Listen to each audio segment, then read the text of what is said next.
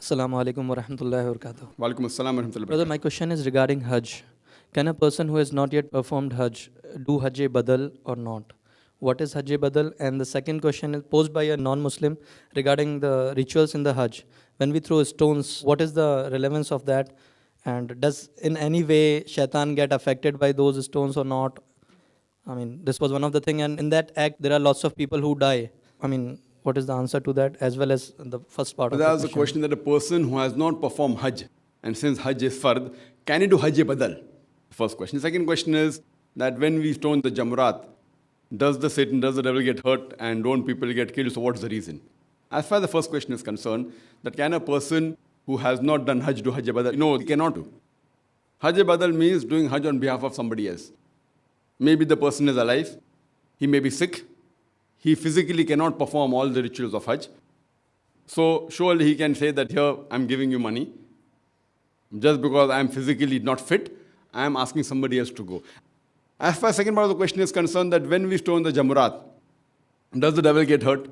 See, here we have to realize that when we stone the Jamrat, it is not that physically we are causing a damage to the Satan. It is symbolic. That means we are against the devil. That is there, and we know that the devil always strives to take us on the wrong path. So when we are stoning,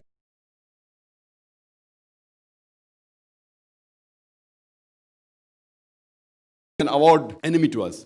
As far as the last part is concerned, that while stoning the Jamrat, many people die, etc. That's the reason the government is making facilities.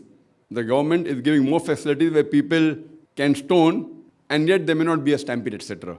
But if you analyze, brother, previously when people used to go for Hajj, maybe 50 years back, 100 years back, 200 years back, more people used to die as compared to today. Today, about 2.5 million perform Hajj every year, on average. 2.5 million people perform Hajj every year. Previously, it was less than 1 million.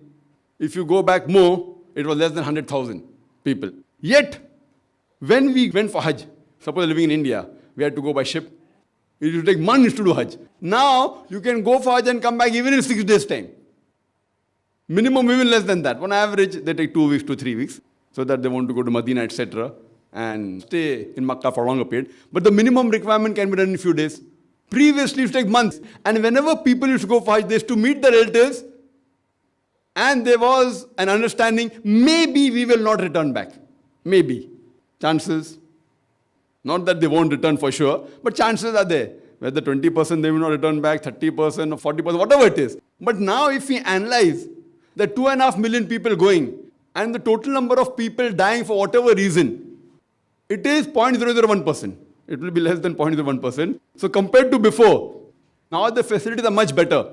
As far as the toilets are there, mashallah, it is very hygienic compared to before. But now, we don't want even a single person to die. So if any one person also dies for any reason because of overcrowding or stoning the Jamrat, the government of Saudi Arabia is trying its best to curtail it down. And when non-Muslim experts, when they hear about the facility that the government is giving, they say it is impossible. Logically and scientifically, it's impossible that 2.5 million people are gathering together in Arafat, Mina, and performing the rituals without hundreds of thousands of people dying. They say it's impossible. Yet, alhamdulillah, we see that every year the Hajj is being performed. There have been occasions where there was some fire took place and few hundred people expired. There was a tunnel that caved in. But yet, if we see the percentage, it is very negligible. So even in Jamrat, now the government has made a flyover and have extended the Jamrat so that you can stone from the ground floor as well as first level. Now a second level has come and more will keep on coming. So they're trying the level best and see to it that people come and do what is required in the religion without being hurt. And when people go for Hajj, there they see millions of people gathered together, people dressed up in 2 pieces of unsewn cloth, preferably white. There we see the real brotherhood. People from America, Canada, UK, Singapore, Malaysia, India, Pakistan, UAE, Gulf countries, they dressed up in 2 pieces of unsewn white cloth preferably. You cannot identify the person standing next to you is a king or a pauper, whether rich or poor. All look similar. So here we get the universal brotherhood and practically demonstrate. So we perform Hajj because it's one of the pillars of Islam. It's a further commandment of Allah and His Rasul. Hope that answers the question.